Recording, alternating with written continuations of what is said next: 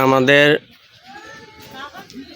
নূর মানবতা ফেরিওয়ালা ইসলামী প্রবাসী সংস্থার এতিমখানা তালিমুল উম্মাহ মহিলা হাফিজিয়া মাদ্রাসার এই 3 সেট ভবন আর আমাদের এই ভবনের একটা কাজ চলতেছে। বর্ষায় যে পানি সামনে এবং কাজ স্থগিত আছে। এই যে আমাদের এই ভবনের এই কাজ হয়ে গেছে দেখেন এই, এবং আমাদের সংস্থার আর এই হলো প্রজেক্ট। এই যে প্রজেক্টের নেট দেখা যাচ্ছে, এটা দেখেন। ইনশাআল্লাহ আপনাদের সকলের সহযোগিতার মাধ্যমে এই প্রতিষ্ঠানগুলা আমরা সকলেই দেখেন। এই এতিমখানার জন্য টনিক মহিলা, এটা শুধু মেয়েদের জন্য, এটা শুধু সহযোগিতা নূর মানবতা ফেরিওয়ালা ইসলামী সংস্থার মাধ্যমে এটা পরিচালনা হচ্ছে।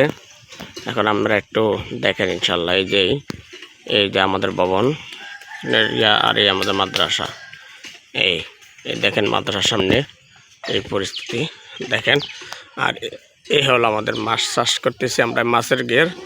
এই যে আমাদের মাছের চাষের ঘের, এই যে মাছ দেখতেছেন ইনশাল্লাহ। এই আর আপনারা দেখেন তালিমুল উম্মাহ মহিলা হাফিজিয়া মাদ্রাসা এবং এতিমখানা,